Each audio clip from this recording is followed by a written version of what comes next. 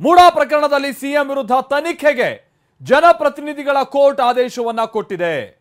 ಮುಖ್ಯಮಂತ್ರಿಗಳಿಗೆ ಹೀಗೆ court big shock ಅನ್ನ ಕೊಟ್ಟಿದ್ದು, ದೂರುದಾರರು ಹಾಗೆ ದೂರುದಾರರ ಪರ ವಕೀಲರು ಸಹಜವಾಗಿ ಫುಲ್ ಖುಷಿಯಲ್ಲಿದ್ದಾರೆ. ಹಾಗಾದ್ರೆ ಇವತ್ತು ಜನಪ್ರತಿನಿಧಿಗಳ ವಿಶೇಷ ಕೋರ್ಟ್ ಏನಂತ ತೀರ್ಪನ್ನ ಕೊಟ್ಟಿದೆ, ಆ ತೀರ್ಪಿನಲ್ಲಿ ಉಲ್ಲೇಖ ಆಗಿರುವಂತಹ ಸಂಗತಿಗಳೇನೇನು, ಬನ್ನಿ ರಿಪೋರ್ಟ್ ಅಲ್ಲಿ ನೋಡ್ಕೊಂಬೋಣ. ಅವರು ಯಾವಾಗ ಹೀಸ್ ಅನ್ MLA और डेप्टी CM और finally as the chief minister ಆವಾಗನೇ ಎಲ್ಲ ನಡೆದಿದೆ. ಮೂಡಾ ಕೇಸಲ್ಲಿ ತನಿಖೆ ಆಗೋದ್ರಲ್ಲಿ ನಮ್ದು ಯಾವುದೇ ರೀತಿಯ ಅದರ ಬಗ್ಗೆ ಭಿನ್ನಾಭಿಪ್ರಾಯ ಇಲ್ಲ. ಇನ್ವೆಸ್ಟಿಗೇಷನ್ ಎದುರಿಸಲಿಕ್ಕೆ ತಯಾರಾಗಿದ್ದೀವಿ. ಸಂಕಷ್ಟ, ಮಹಾ ಸಂಕಷ್ಟ. ಮೂಡಾ ಕಾನೂನು ಸಮರದಲ್ಲಿ ಸಿಎಂ ಸಿದ್ದರಾಮಯ್ಯಗೆ ಅತಿದೊಡ್ಡ ಸಂಕಷ್ಟ. ಹಾದಿ ಎಂದುಕೊಂಡಂತಿಲ್ಲ, ಕೋರ್ಟ್ ತೀರ್ಪನ್ನ ನಿರ್ಲಕ್ಷ್ಯ ಮಾಡುವಂತಿಲ್ಲ. ಮೂಡಾ ಕೇಸ್ನಲ್ಲಿ ಸಿಎಂ ಸಿದ್ದರಾಮಯ್ಯ ವಿರುದ್ಧ FIR ಹಾಕೋಕೆ ಜನಪ್ರತಿನಿಧಿಗಳ ಕೋರ್ಟ್ ಮಹತ್ವವಾದ ಆದೇಶ ಹೊರಡಿಸಿದ್ದು, ಸಿಎಂಗೆ ಮೂಡಾ ಬಿಕ್ಕಟ್ಟು ಮತ್ತಷ್ಟು ಮಗದಷ್ಟು ದುಪ್ಪಟ್ಟಾಗಿದೆ.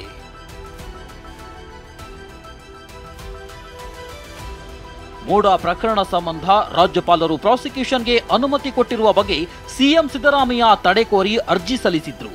ನಿನ್ನೆ ಹೈಕೋರ್ಟ್ನಲ್ಲಿ ಅರ್ಜಿ ವಿಚಾರಣೆಗೂ ಬಂದಿತ್ತು. ಹೈಕೋರ್ಟ್ನಲ್ಲಿ ತಮ್ಮ ಪರ ತೀರ್ಪು ಬರುತ್ತೆ ಅಂತ ಕಾಯುತ್ತಿದ್ದ ಸಿಎಂಗೆ ಹೈಕೋರ್ಟ್ ಶಾಕ್ ಕೊಟ್ಟಿತ್ತು. ಬೆಳವಣಿಗೆ ಹೀಗಿರುವಾಗ ಜನಪ್ರತಿನಿಧಿಗಳ ಕೋರ್ಟ್ನಲ್ಲಾದ್ರೂ FIR ದಾಖಲಿಸುವ ಸಂಬಂಧ ಅರ್ಜಿ ವಜಾ ಆಗಬಹುದು ಅಂತ ಸಿಎಂ ಅಂದ್ಕೊಂಡಿದ್ರು. ಆದ್ರೆ ಇಲ್ಲೂ ಕೂಡ ಸಿಎಂಗೆ ಸಂಕಷ್ಟ ಎದುರಾಗಿದೆ.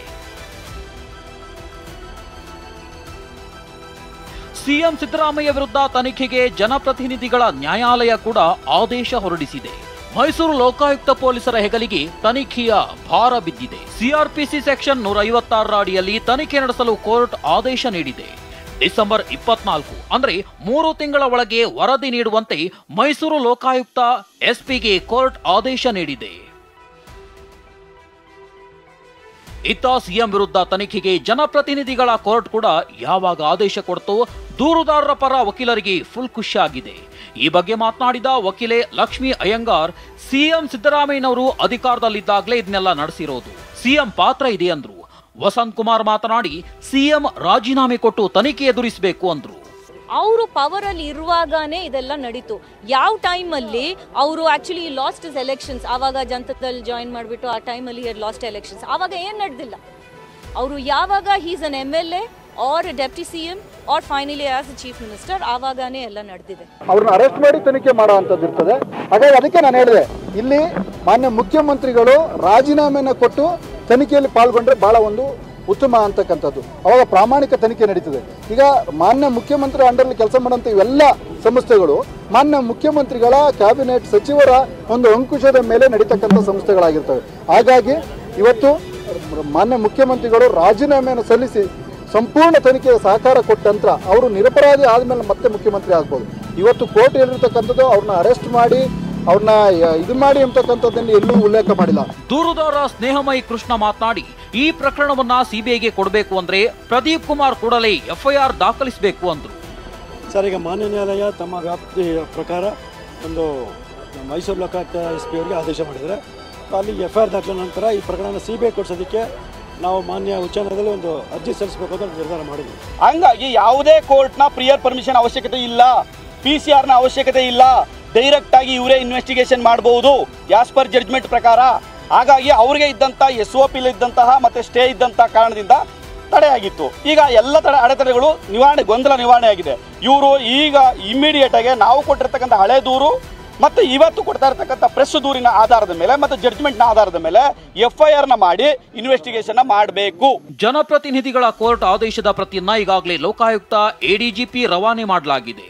ಈ ಆದೇಶದ ಪ್ರತಿ ಲೋಕಾಯುಕ್ತ ADGPಯಿಂದ ಲೋಕಾಯುಕ್ತ IGPಗೆ ರವಾನೆಯಾಗಿ ನಂತರ ಮೈಸೂರು ಲೋಕಾಯುಕ್ತ SPಗೆ ತಲುಪಲಿದೆ. ಕೋರ್ಟ್ ಆದೇಶದ ಪ್ರತಿ SPಗೆ ತಲುಪಿದ ಮೇಲೆ ಸಿಎಂ ವಿರುದ್ಧ FIR ದಾಖಲಾಗಲಿದೆ. ಮೂಡಾ ಕೇಸ್ನಲ್ಲಿ ಸಿಎಂ ಸಿದ್ದರಾಮಯ್ಯಗೆ ಶಾಕ್ ಮೇಲೆ ಶಾಕ್ ಎದುರಾಗಿದೆ. ಅಧಿಕೃತವಾಗಿ FIR ದಾಖಲಾದರೆ ಸಿಎಂ ವಿಧಿ ಇಲ್ಲದೆ ವಿಚಾರಣೆ ಎದುರಿಸಲೇಬೇಕು. Bureau report, TV9. ಹಾಗಾದ್ರೆ ಜನಪ್ರತಿನಿಧಿಗಳ ಕೋರ್ಟ್ ಇವತ್ತು ಕೊಟ್ಟಂತ ಆದೇಶದಲ್ಲಿ ಏನೇನು ಅಂಶಗಳಿದೆ, ಬನ್ನಿ ಕ್ವಿಕ್ ಆಗಿ ನೋಡೋಣ.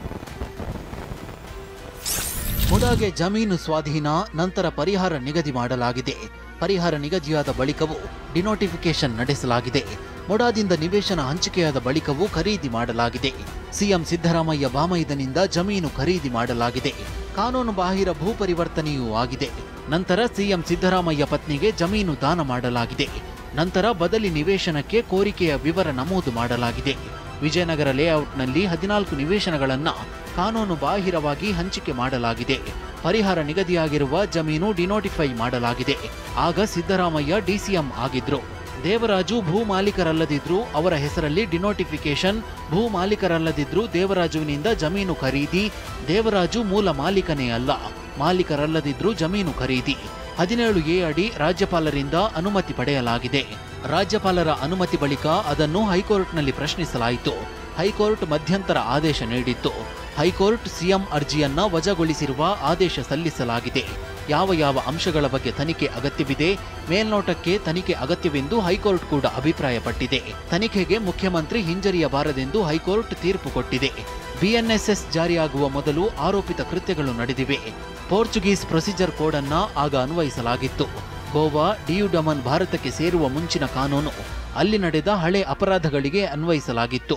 ಅದನ್ನ ಸುಪ್ರೀಂ ಕೋರ್ಟ್ ಕೂಡ ಎತ್ತಿ ಹಿಡಿದಿತ್ತು. ಪೂರ್ವಾನ್ವಯವೆಂದು ಉಲ್ಲೇಖಿಸದ ಹೊರತು ಎಲ್ಲ ಕಾಯ್ದೆಗಳು ಅಧಿಸೂಚಿತ ದಿನದಿಂದ ಜಾರಿಯಾಗುತ್ತವೆ. ಸಿಎಂ ಸಿದ್ದರಾಮಯ್ಯ ವಿರುದ್ಧ ಸಿಆರ್ಪಿಸಿ ಸೆಕ್ಷನ್ 156/3 ಅಡಿ ಎಫ್ಐಆರ್ ದಾಖಲಿಸಬೇಕು. ಮೈಸೂರು ಲೋಕಾಯುಕ್ತ ಎಸ್ಪಿ 3 ತಿಂಗಳಲ್ಲಿ ತನಿಖೆ ನಡೆಸಿ ವರದಿ ನೀಡಬೇಕು. ಡಿಸೆಂಬರ್ 24ರೊಳಗೆ ವರದಿ ಸಲ್ಲಿಸಬೇಕು. ಡಿಸೆಂಬರ್ 24ಕ್ಕೆ ವಿಚಾರಣೆ ಮುಂದೂಡಲಾಗಿದೆ.